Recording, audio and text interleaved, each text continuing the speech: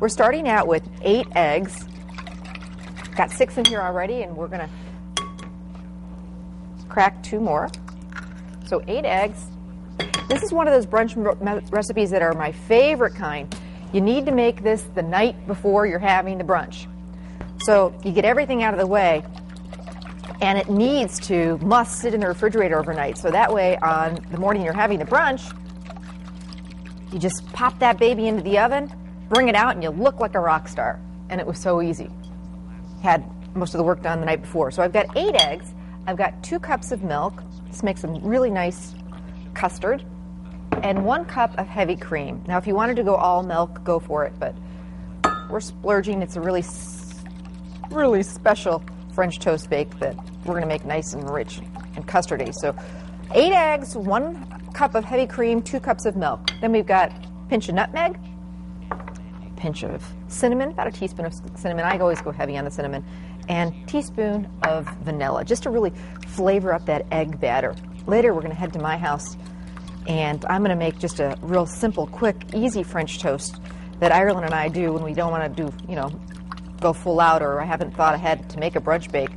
But you really got to season up that egg batter with some vanilla and cinnamon, and it just takes French toast to another level. Okay, so that's all done.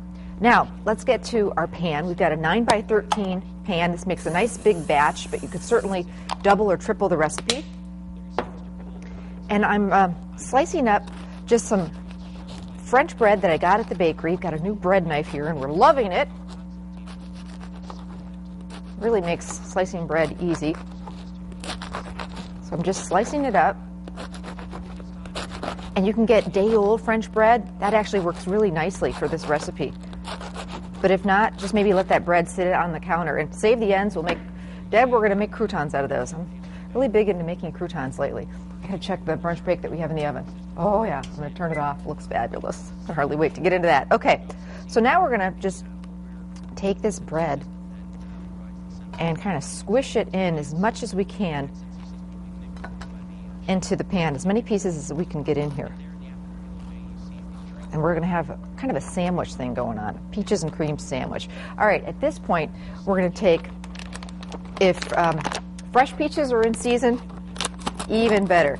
If not, or you don't want the hassle of cutting them up, just frozen peaches work great. We need about 2 to 3 cups. And in this recipe, the frozen work just fine. So we're going to just sprinkle those peaches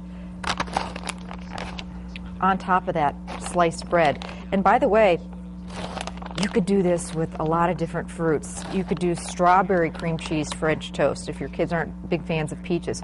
You could do raspberry, blueberry. I'm just going to kind of show you the method, and it'll work with whatever fruit your family likes. All right, now we got the peaches part of this French toast. We're going to do the cream part. We've got 1 8-ounce block of cream cheese, and I've left that in the refrigerator. I just took it out a few seconds ago because I want it nice and hard. Most recipes I'm telling you to get it out and keep it nice and soft, room temperature. But for this one, we're going to cut it up in little cubes. So having it a little cold makes it actually easier. We're going to sprinkle these cubes right on top of these peaches, and it really works. Just that little bit of cream cheese, kind of like the cream cheese in a Danish with the fruit. Same idea. Now this is a little messy, so bear with me. Use my paring knife to just kind of get in here and sprinkle this around.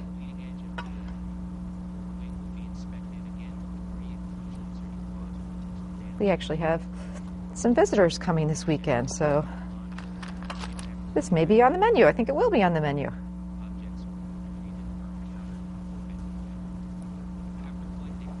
And it doesn't have to be perfect. It's going to taste just really delicious. And I'm always looking for different brunch recipes. So if you have a winner of one, I need to know about it. You need to let me know. So you get the idea. Just scatter this cream cheese about.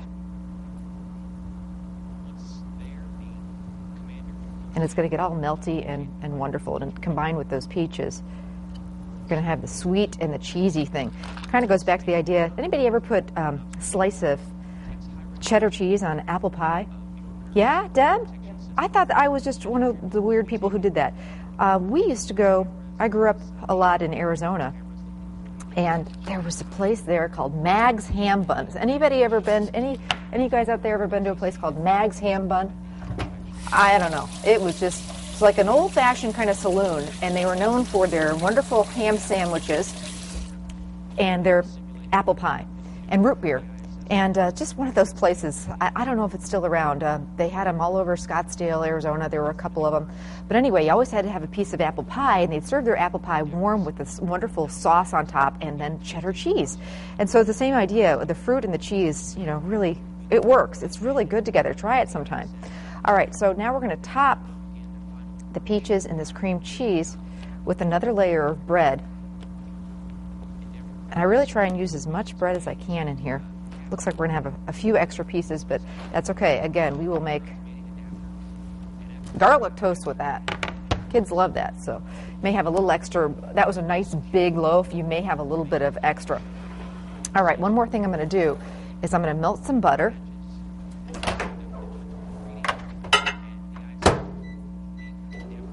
Get back to that in a minute. Now this egg mixture, you're going to just pour that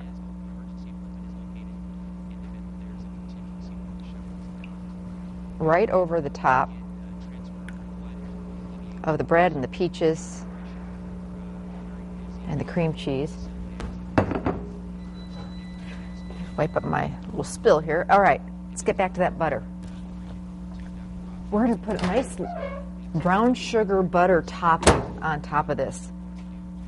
It'll kind of caramelize in the oven. It'll be just wonderful. So we've got some brown sugar. Just going to kind of use my hands to sprinkle that up at the top. I love brown sugar. All right. And then we're going to drizzle that butter right over. Is this looking good or what? Oh, I'm getting happy. It's not even in the oven yet. Okay, so this is something you're going to get out of the way the night before your brunch. Done, done, done. You're going to cover it with foil. And when you're covering it with foil, kind of press it down. Get that egg batter really nice and in there. Refrigerate overnight.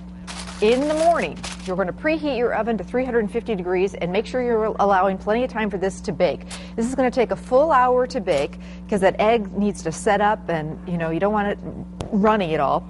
And then you're going to lift the foil off and bake it another 15 to 20 minutes so that brown sugar and the butter gets nice and caramelized. Let me show you how it all comes out. Come back with me. Oh, okay. So you don't want it loose. This is set up just perfectly. If you bring it out and it's just real loose, it's not done baking. And everybody's oven temperature is different. We've got a lot of egg in here.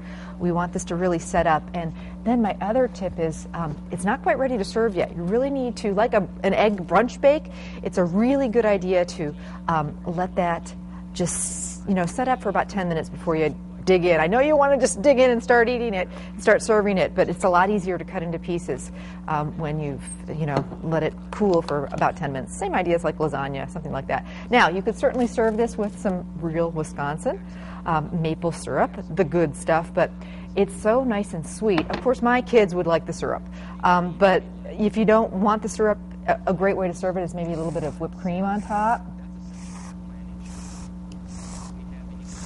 Maybe you can throw some peaches on top of that, a little bit of fresh mint, and let me tell you, this is really good. My peaches and cream,